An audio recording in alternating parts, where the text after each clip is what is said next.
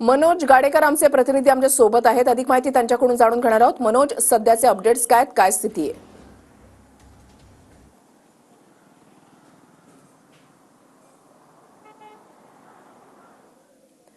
मनोज, माझा आवाज तुमच्यापर्यंत पोहोचतोय?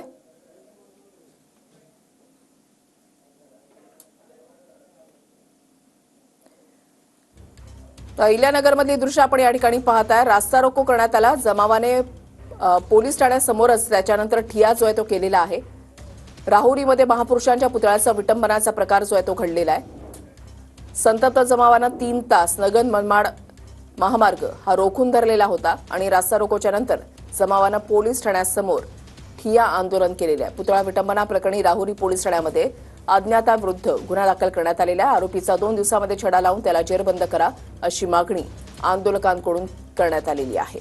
अहिल्यानगरच्या राहुरीमध्ये महापुरुषांच्या पुतळ्याच्या विटंबनाचा प्रकार घडलाय। अहिल्यानगर जिल्ह्यातील राहुरी येथील बुआसिंग बाबा तालीममध्ये एका महापुरुषाच्या पुतळ्याची विटंबना झालेली आहे आणि काल दुपारी ही घटना घडल्यानंतर तालुक्यामध्ये अक्षरशः संतापाची लाट उसळलेली आहे। काल राहुरी शहर जे आहे ते बंद ठेवण्यात आलं होतं। त्यानंतर 4 तास रास्ता रोको आंदोलन करण्यात आलं आणि पोलीस ठाण्यासमोर ठिय्या आंदोलन देखील करण्यात आलं होतं। त्यानंतर पोलिसांनी जमावाला शांत करण्याचा प्रयत्न केला आणि 2 दिवस जे आहे ते 2 दिवसाचं आश्वासन जमावाला देण्यात आलं आणि आरोपीला तातडीने अटक करू अशी ग्वाही देखील पोलिसांनी दिलेली आहे। मात्र आज दुसऱ्या दिवशी देखील राहुरी तालुक्यामध्ये तणावपूर्ण शांतता जी आहे ती पाहायला मिळते। संपूर्ण तालुका जो आहे तो कडकडीत बंद ठेवण्यात येतोय आणि राहुरी शहरामध्ये आज सामूहिक आरतीचं देखील आयोजन जे आहे ते करण्यात आलेलं आहे आणि नागरिक जे आहेत ते कुठेतरी संतापलेले आहेत।